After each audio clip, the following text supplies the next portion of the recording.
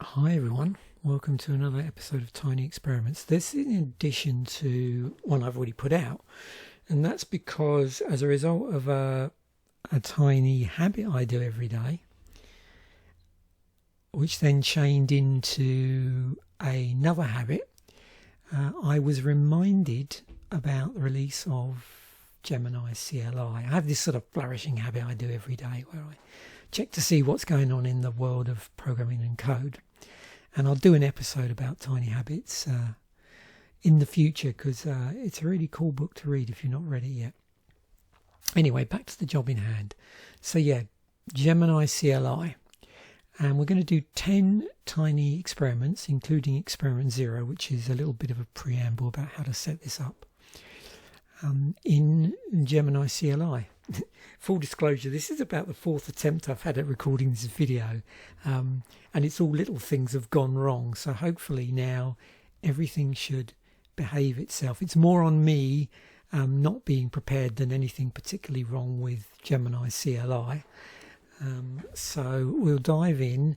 As a consequence, to make things slicker for you, I'll also include in my GitHub folder for this, which I'll include a link in the descriptions. I'll include any sort of extra files that are useful for the experiments. The MD file, the markdown file that I'm going to put up, does actually have the code that you need to run some of the experiments, because some of these experiments are about, refactoring small snippets of code.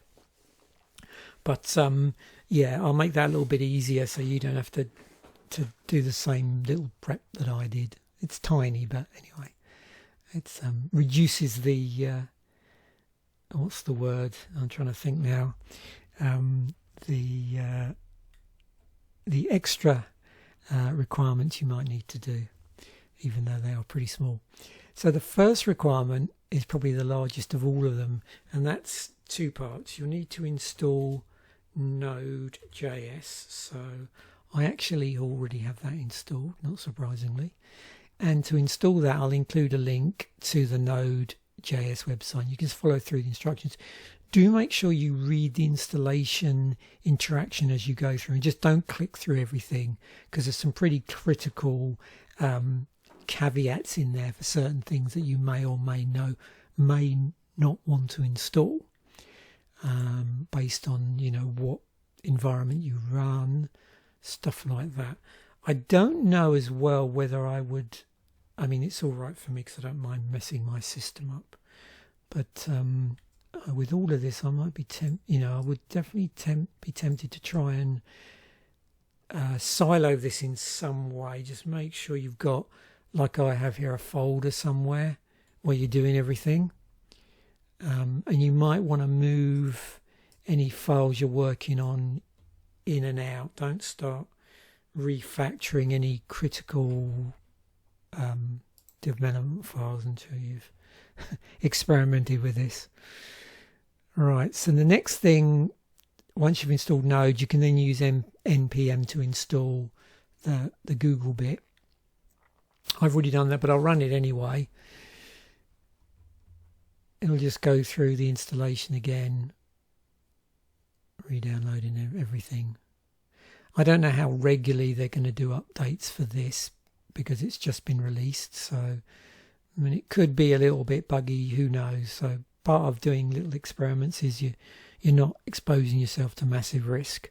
You can run npx to do just run directly if you want to. Apparently I've got a link to that, or instructions on how to do that, but I'm not going to do that here. And then we just type in Gemini, and we should be, as a consequence, in the CLI, the command line interface. So yeah, like many CLIs, not vastly different from a lot of these. If you're used to using a llama, you might recognize some of the stuff in here. This is a little bit more to this than the llama CLI, but you can do things like /help there. Remember to get that round the right way. I always have fun and games with that, because with this, it's so straightforward and so many like guardrails are off. Of course, if you type anything in here and it isn't a command, you know, maybe you got the slash around the wrong way, you might find that, well, you will find it's going to start actually sending requests to the LLM. Now, the other thing to notice here, when you're going for the first time, a couple of things will happen. One thing, you will get to choose the color scheme the first time you go in, which I've already chosen. And you got the theme. You can see here you can change the theme if you want to after the fact. Be careful with some of the delete keys, like the regular delete, not the backspace. On this environment behaves like a backspace. So just so you know, you'll find also you'll be like navigating a lot through certain words. The mouse really often just functions as a way of saying, oh yeah, I'm going in this window, because we're running in a command line interface. So you may have to get used to working in CLI. If it's something that you don't do regularly, there's a couple of ways you can quit as well, which are always worth finding out, so you don't get stuck in an infernal loop. I've got to be really careful about not pressing escape, because that's what is currently being, you know, that's my hotkey to get out of my screen capture. So yeah, we need to avoid that. So first up, oh yeah, one other thing before I go in, and another thing, yeah, when you first go in, you notice it didn't authenticate anywhere here. There seems to be a couple of ways in which it authenticates. Now, I already have a API key in my environment settings in Windows just to make life easier when I'm doing development, and that way I don't reveal the keys in the code. It actually goes to look for a Gemini API key and sees if you have one, and if you have one that's legit, it just goes straight in. Because I was expecting to do the usual Google handshake business with it bouncing backwards and forwards between the CLI and the web page. That, you know, if anybody's ever done this before, probably familiar with that. It didn't do that, and the reason why I didn't do it is because it could see the API key. So yeah, it hadn't expected that. And then when I checked the messages, it actually did say it had been authenticated through my API key. Okay, so what are we going to do first of all? Well, something very basic. We're going to write a Hello World program in Python.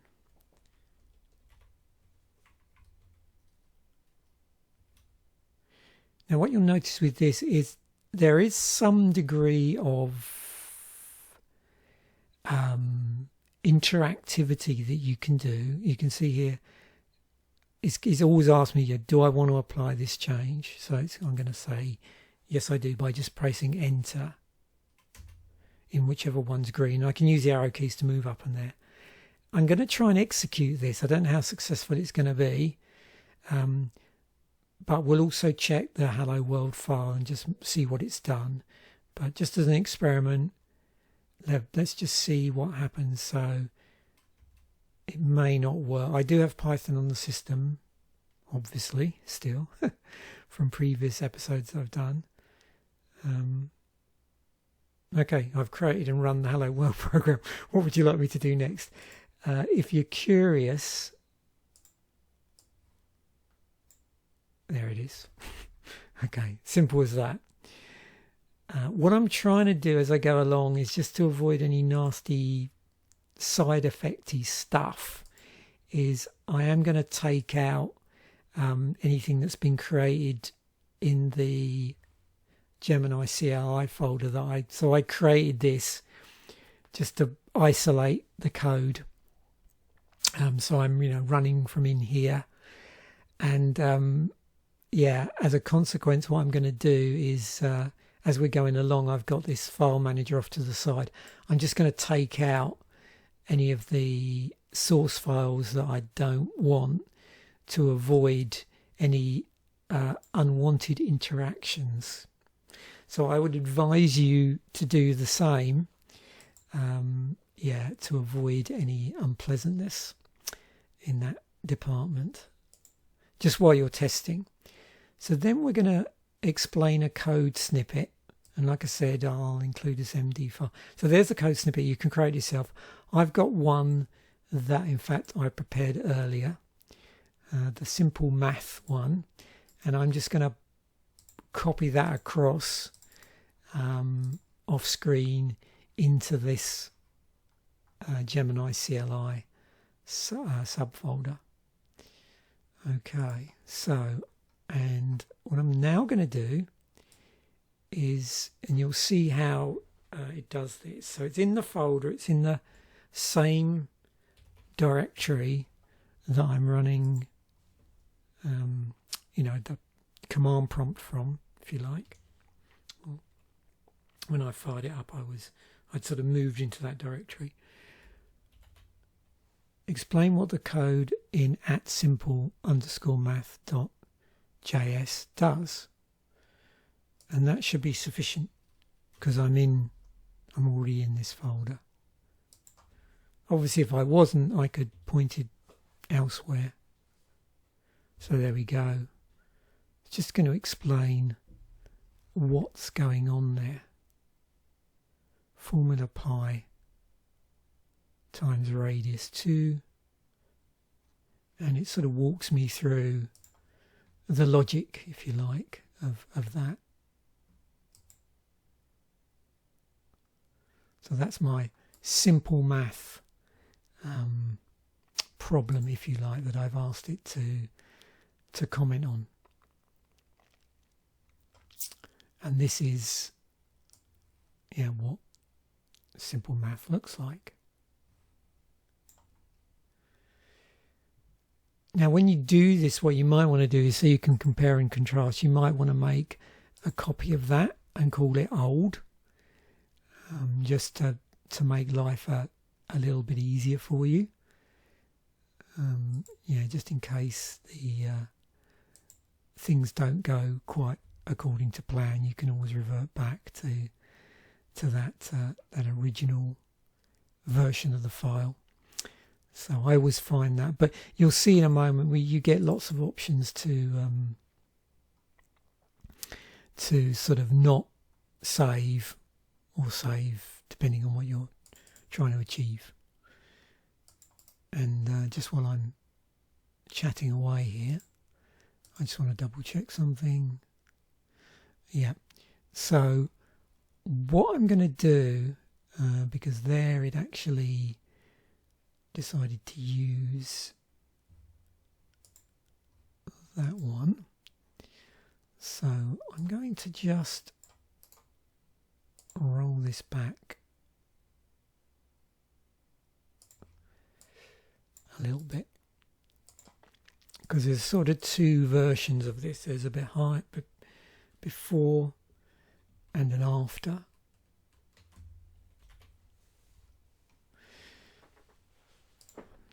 So I'm going to ask it the same question again.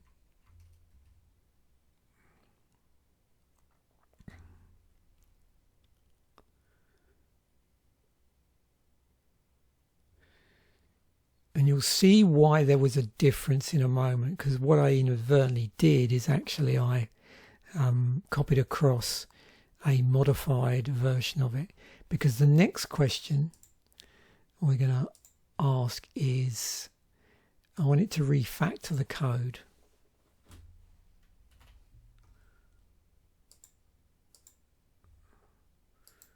And that problem was caused because I've already run through this once, and of course I've got versions of simplemath.js. So that's why it's important to make sure you keep the right backups, or keep backups. Okay, so it's sort of highlighted what it's going to do, and we're going to go, yeah, I'm going to allow that. And there you can see the ones in green, and now it will have changed. So apply this change.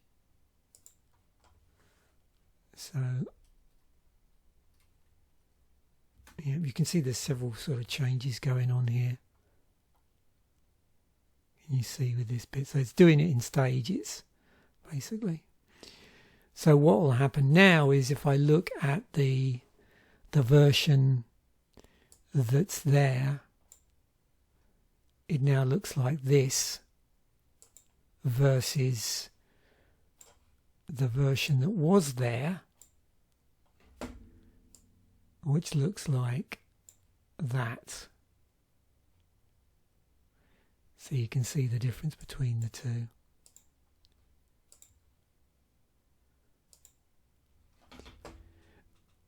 So moving on, what can we try next? So let's generate a bash script. I know we're in Windows, but we'll give this a go.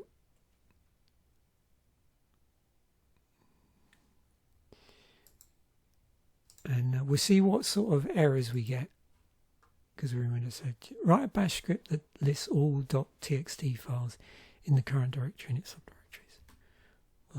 So we're going to write a... There we go. Yes, allow this once. Allow execution, why not? And we'll see what happens.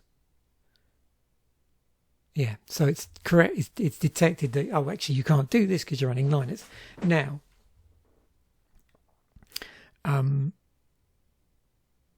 if I sort of persist here, let's just see what happens.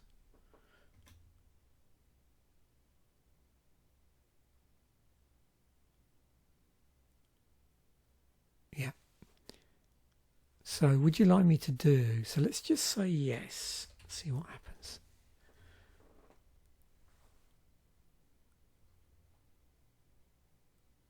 Oh, we've got a power script.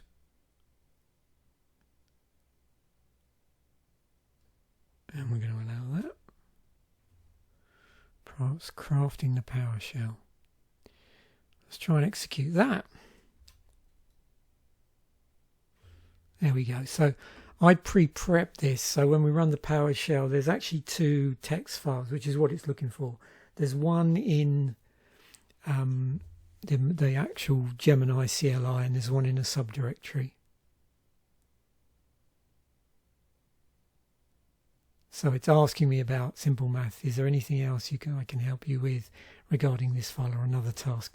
So it's interesting. It's sort of remembering there's, previous things that I've worked in. So again, it's going to be interesting to have a look at the docs to this, because, with all of these things, context is everything.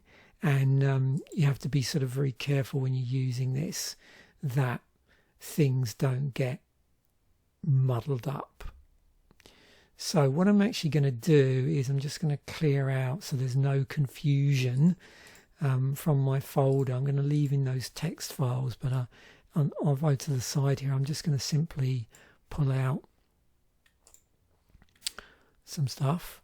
So I've got a clean directory again, or relatively clean directory, at least with no programming files in there that it can sort of take a look at and go, oh, by the way, do you want me to play around with this? And it's like, no, I don't. So what we'll do is I've got something called, Buggy Python. So there's a file called Buggy Python, and we will bring that in to the folder, and we'll see just how buggy it is in there. So that's going to be interesting to see what it picks up. I don't know if you want to look at the that's what it looks like. We're doing a deliberate divide by zero here, and see whether it takes umbrage to those sort of divide by zero shenanigans. Now, of course, if I was to run this in a system, I'd get an error message that way. So as before, so this is what I'm going to do here. So this sort of question. I got a 0 division error, surprise, surprise, when running my Python script. The code is at buggy_python.py, and that's because, you know, here we don't have to put in a subdirectory because it's actually in this directory. How can I fix this? So let's have a look. Reading the file, investigating a bug, pinpointing the root, addressing the 0, devising a solution. Here's how you modify it. Oh, there we go. We got some try except stuff. So we're going to do, yeah, I want to allow that. Looks like we got a bit of weird formatting going on here. Don't know what that's all about. And this is why it's important to experiment with shit. Oh, stuff. What would you like to do next? So it's addressed it. And there we go, apparently.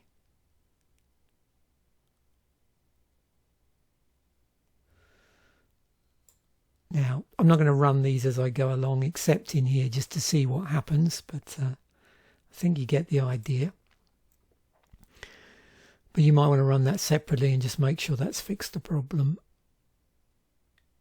Okay, so let's just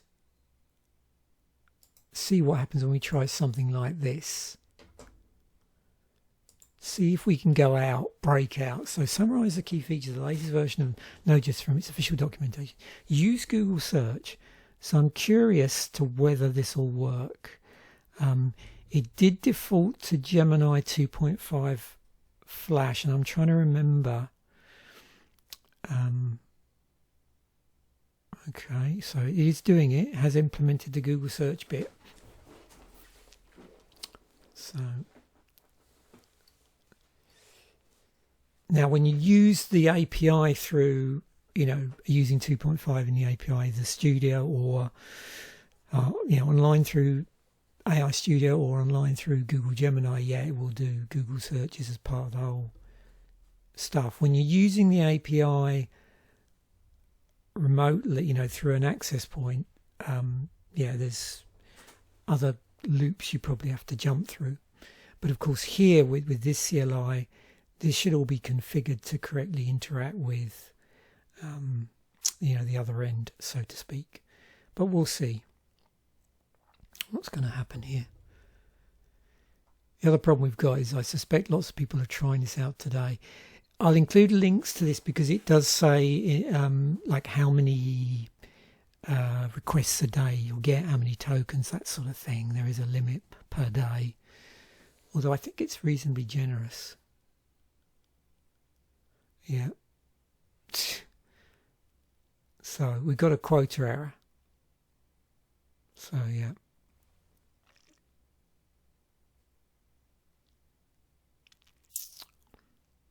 Access the official. I suppose.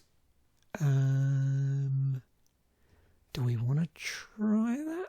Why not? Let's just try an additional experiment here. If I go to, is it gonna? I'll just see how far we can push this. Where's the docs? What do you reckon?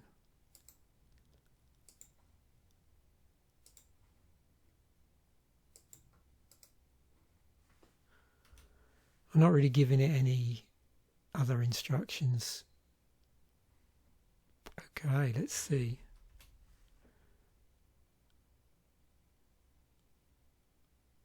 Interesting. So we've got a web fetch going on. Again, I don't know if we're going to hit up against the quota error. I need to play with this a little bit more. I've literally sort of dove in and apart from the four false starts because of little small annoying things.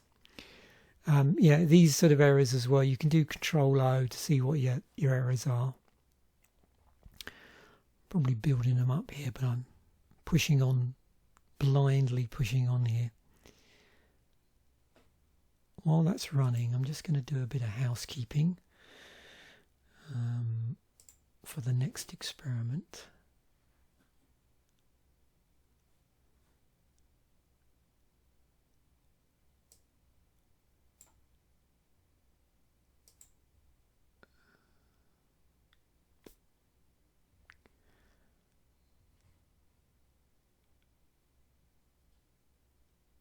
Yeah, so it's getting a little... I think the problem is here, and this is good to remember, is that I'm using my I'm using my key to do this. So this is something to watch out for. It'd be interesting, anybody experimenting with this, if it's any different when you log in through your... Yeah, actually, I know what's happening here. So, of course, because I've been experimenting with Gemini 2.5 Pro, I'm hitting up against my own quotas. Good to know. Okay, I think that's what's happening. So this is how you learn. Yeah, that's obvious, isn't it? But I didn't think about it as I was doing this. But yeah, if I've been playing around a lot, and the API key I've got is... I'm trying to remember how. I think it takes like 24 hours to reload your key. So I'm your quota. So I'm probably, by doing this, I was so quick off the mark that it was probably a bad idea on my part. Anyway, it's again, this is part of the fun of experimenting. You start to see what happens when things fall apart. So we will persevere. I'm not going to stop now and try and reshoot a 6th video while I set up another Google account where I've got enough quotas on it. So we will carry on. So with that, you can see where for certain things it's going to be wanting to use certain versions of Gemini which have a quota on them. So bear that in mind when you're using this. If you're, bargain basement like me. Anyway, what I want to do next is do the next step, which is to write some... Let's see if we can do unit tests for this. Because I've been playing around that recently, haven't I, with Kodo. I think it was, Kodo. So I've just got to make sure calculator.py, which is a small calculation program, which is basically this, is placed in my folder. Now, of course, as I use this more, I'm going to probably get a bit more loosey-goosey with this stuff, but at the moment I'm being super careful as to what I expose this to. Okay, here we go. Oh, nice. So there's our... It'll be interesting to see if it... because I do have PyTest on my system, so it's going to be interesting to see whether it tries to piggyback. Now, do I have... I wonder if I've got unit test there. Well, let's see. Let's find out. Yeah, there's something weird going on here, isn't there? Yeah, so I'd have to test that independently, I think. But I'm not going to break out and do that. But yeah, so I'd need to run unit test. Okay. And if you're curious, I'll show you what the tests look like.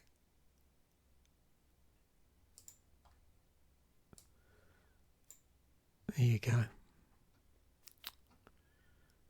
So yeah, you just have to feed this through unit tester and it'll tell you whether the tests are passed. So yes, it does generate unit tests. I'm a bit surprised about this, but again, I wasn't knowing what to expect. So this is where this is why it's fun to just dive in and see where you go. And it's pretty low risk at the moment. So I'm just gonna also notice it's created a Pi cache as well, interestingly enough. I don't know if you can, let me just bring that across there, yeah.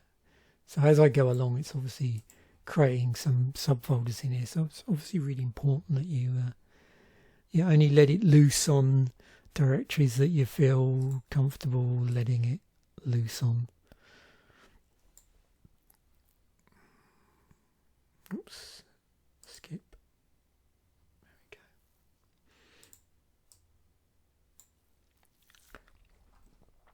go. Okay, what experiment do we have next? Let's have a look on our list.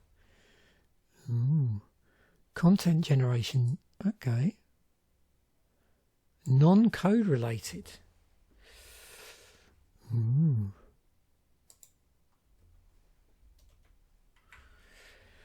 Right, a short encouraging mission for developers who are just starting out, focusing on the importance of persistence and learning from mistakes. Too right.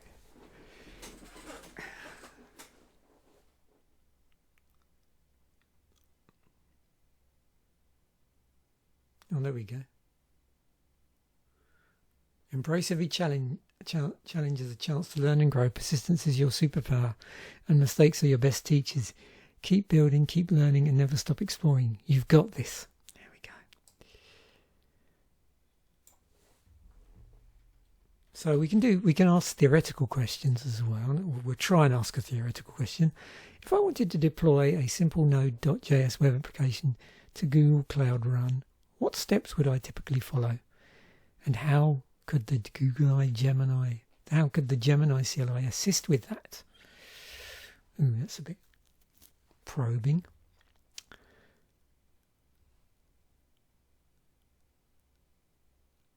Oh wow, it's really going for it here. What do we got? What's it trying to do? Create a Docker file.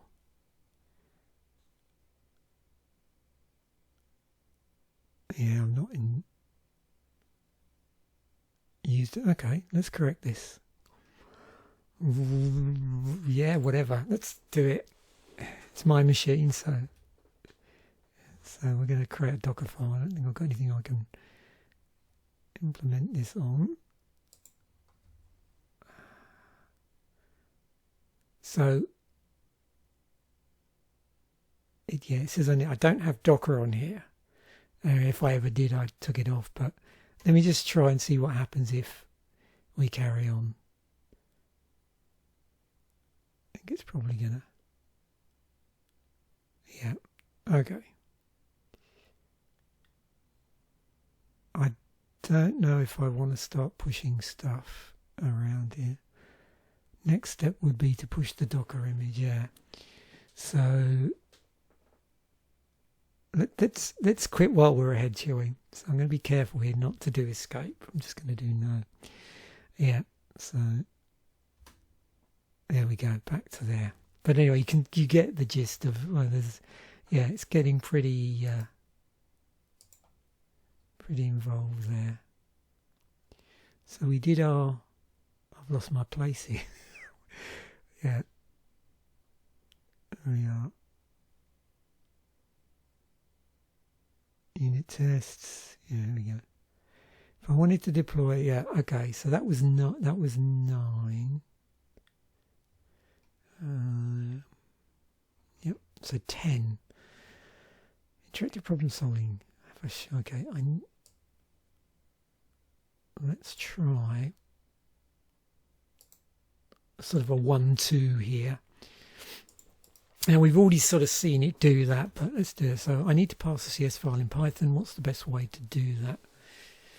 Defining a Pythonic approach. Oh, okay, so it's actually going to create a CSV file. Let's create a...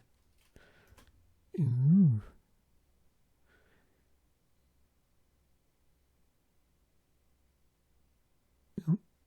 It's writing me a pass underscore csv.py. Allow once. We'll try and execute it. I don't think this is going to work. Yeah. It's a quota error, right? Seems it's getting a little bit muddled there. So, but the thing I wanted to follow it up with is this, which is, now, how would I filter the rows with a specific column? Say, let's say age, and it should have, yeah, it did that. I assume the CSV has headers. Okay. Age is greater than 30.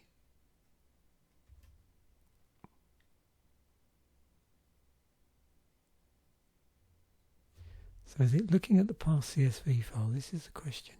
Yeah, it is. Okay. There we go. So yeah, do I want to modify it? So yeah, definitely be very careful here, because we can see it's accessing local files quite merrily. I'm going to try and execute it again. Why not? Yeah. No. So yeah.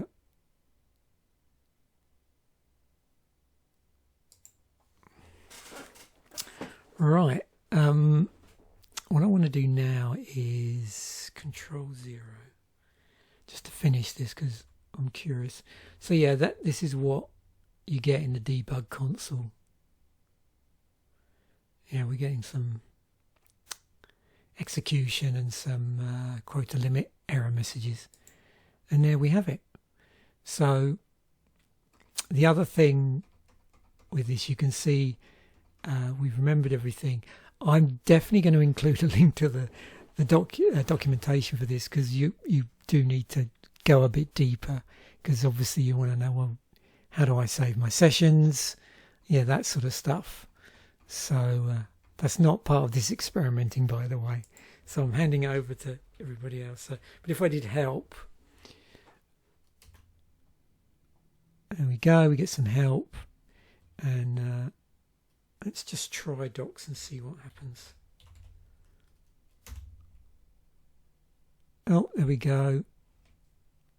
It's co-opted my browser, and we're in there.